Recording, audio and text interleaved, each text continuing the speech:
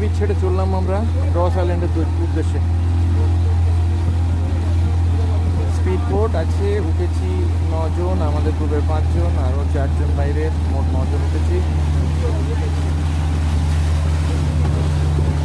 জল দেখলে মন ভরে যাচ্ছে, সত্যি সুন্দর অপরূপ জলের রং।